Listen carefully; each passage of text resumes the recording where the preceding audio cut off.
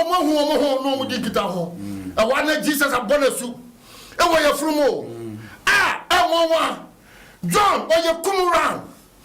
John o ye rabbi John o mama ni Elizabeth o papa ye Zakaria asofo ma na sa John we essentially obeye nya wose me boss ko adwen setrem de odi machi oba me mfatasa me so ne mpabo mpo on na be boss wo honkukuru no ojam because oboma so wo ye from say ye John here me kana semi o wodi Yesu mo danse sa aye nyame aduma sa edu ba bia ye be kum John ne wasuma na so afo se munko bi sa Yesu sa ono ne dia oba na se ye hwe foforo chi akwan be focused. I said be focused. Obi hwe Yesu mo nyina ni edu ba bi na din be du ba bi otayaba amania ba so be focused on Jesus Christ. Look it unto Jesus. Where you no ma bi aye priorities aye jato ho. The first love aye dey see Jesus so yes anxiety but John edu ba bi aye ko so monko bi sane se ono ne dia oba na se ye hwe foforo chi akwan ana Yesu ka tell say monko ka tell John say and if I for near be a mumu kasa, a buffo nante a wufu anyane, na insured dear memon to listen to dia, and none of you, yes, want to be sent to dia. What money and say, Ukuru, we know, a diabanato, yes, say, men can't say, insured dear men to listen to dia. Now, John, it is as a me, Jesus, one never catch John and a bemo buo. John onu se ga Yesu okonsore wa Yesu bedo nenso sore no ayeden edu sore bra ehon ye ku Kristo ni ye hu do wo Kristo mu otaya ba hon ye be hu do se wo do anu aju ana se wo do anu be yese enne bebre do anu aju e wa sore mu de wo se ye odo na anu aju o se ye fa yakoma enyina ndo rade Yemfa ya kra nyina ndo brade na yemfa ya dwene nyina ndo brade enne wadwene te say adwen bi adwen bone wodi wodo Yesu dia se wodo Yesu dia ande wo se wotu no mopa na enwuma na adia danse se ampa wodo Yesu na dia toso miene the second commandment say also love your neighbor as yourself to ka se kai wo kan $1 dia di kai se obodo Kristo dia toso miene se obodo nyonko se wo and the movie had the echoes of Yase or 10 who Nipa or binning in Nia Crampo or tired down muntem or binning about or tired down them. I saw it new or Donia Solomon. Now show Yasia, sir, instant justice. It is not the best. So do obia. Sanoma SC na noma ekosu na yetete profoko komunipa yantin biem nipa ni na so ya Christopher nipa ni na so kwa sorry o se kai wo kan do no odoban na wo da na die aye boy and girl relationship love ana aye odoban ya we ya agape love yakasa agape love onyame dosronko Bible said God demonstrated his love toward us while we were yet sinners. Christ died for us nyame do asombo and he said odo nipa nyina odo wiase nyina say obama ne ba be wu say de ba owuo ne ba sa twen aba when your friend odo ben na wo de ti asori no mo adana na me treat bibi wo ma sorry mu closing the back door of the church closing the back door of the no ma bi wo ha nipa ni ye wasoro be amani pa fira soro no ko we should close that door, that back door. That back door, one Reverend Basua no define the back door as people in the church whose behavior character drives people away from the church. Odonia soro no forgiveness in your sorry no. So be your baby no the church never do me I do you. God know the verse when enyodo reiteration. It is not the love. And not the idea to proceed your love. Say you back to do yawo. Say you back to afofro, especially the new convert. Aklana ebasom you should show love, sharing the love of God to all, especially the new convert. Oh, now we show the New Testament church. Or down we need to say, oh, Japade in Abaye Kwasafudia. Oh, they share things in common. We'll be here, baby, or money be. obi here bibia no support no na boa ma asoro no etupo na nadia eniwasa obi tia obi na so do me ado na otan bi wo bra wo beti obi no wo ntiase e wo Christopher wo so ye Christopher wo oja dwamamo wo ja kro no nenso otan ni nua akwabi obafa so ni nua ba hwefom bia anu ye koto na odi omugu no mama ba ko pese ofreso no ba kwa che no enne anu na ekoso o Kristo asori mu na do si do waso no ontie die sunsum na ekache asafo no sa mahum nyuma sa mo ba jaka ne do na to ho sa wo ba kai wo kan ne do no ne wo sa ko fa o se ne wo kan ne aduan me de besi ni sibire kan ne aduan no e besi ni sibire na besi enana di ma asemi anya tisa osofu pania onam kania bia nso ase na oyi ase ase na beya edwano enum no ma asemi anya sa na yi ase mpuna se na beya wo kania bia ne beso na se Yesu pie na wo ne no nyam a wanka se fimi su ko wa wo ye se obi do nyame a o se wudi wakoma nyina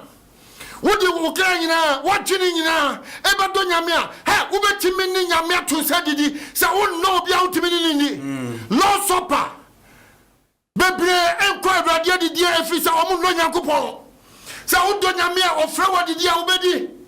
se obi betua tight pain obi a otimi tua tight obi a odo nyankopon se wo do nyame a wo betua wo tutuso dudu because wo se wo di nyankopon over manipa na Old Testament church no tight near the commercial form omudi asofo ne die edi tight but na asoro no se obi tua tight enu na edi bi ba radio so ye di bi ba TV so enu bi ne de evangelism na church Old Testament tight na asofo ne di na evangelism kwa no me de ye omo fa nye bi omo si mission house omo nti enye hwe but enehwe asoro no trend asoro etre tight not this time one time for local and was here double local about 20%, 30%, 40%, 50%. If you love God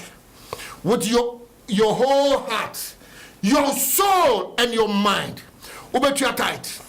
Ya be line na to so obetimi afre na obedo nyonko se wo ho na onta wonua hwe ne ekoso nipa di ni nyonko awua wo nsuro na so nyina afre ho Christopher odono wo he awrade hu na sorry mo Jesus neglected priorities no ma sorry na jato remember your first love. Pastor, God bless you. Senya bobe mane ba. The be line no atu so betimi afre abasubi na nkran hyense bia. Yesu mame no nantuda na mame fam senya bobe mane bankwa mame so menye sada obia obetima frɛ obetima frɛ odon ye dey simply say wo do nyame a odi awrade to say obi abaso hello me pacho me nwa be na abaso yi Thomas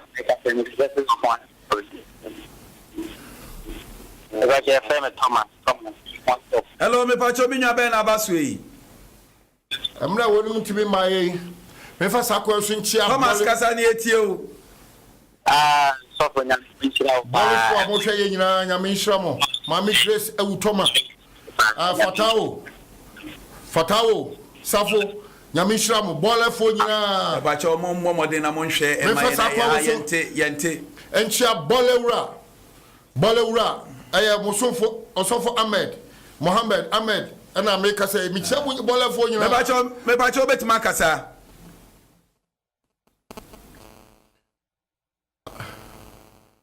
Medowu Medowu bacho mo check afili ni mai kakana ade ne de ema nyina medowu ona uye mekwa chirefo medowu na masumuye medowu na masumuye mede makuma nyina medowu ona uye mekwa chirefo mede makuma nyina na me dowo una woye me kwa shrefo na madonia odo na mayenia ope iradie metra unche na madonia odo na mayenia ope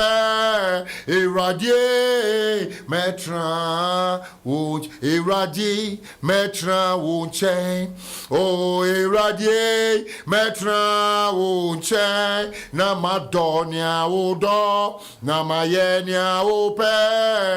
Irradie metra oche obeshrei. Hello, me pacho me nwa be na baswe.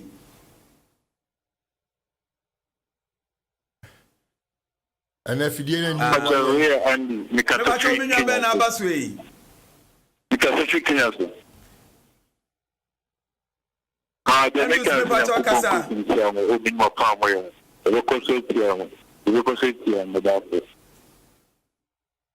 Pastor,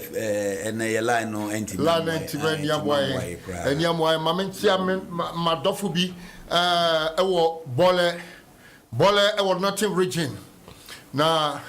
I'm sorry, I will Bole, the Church of Pentecost Bole, Michiamuna, I am Osofo Ahmed, Mohammed Ahmed, Anas, Yana, Yakasa Royal TV, Michiamuna Fatao, Mechia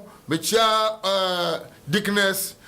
Grace Eutoma Mechia Munyina Lisbeth Munyina Baby Lass Mechia Munya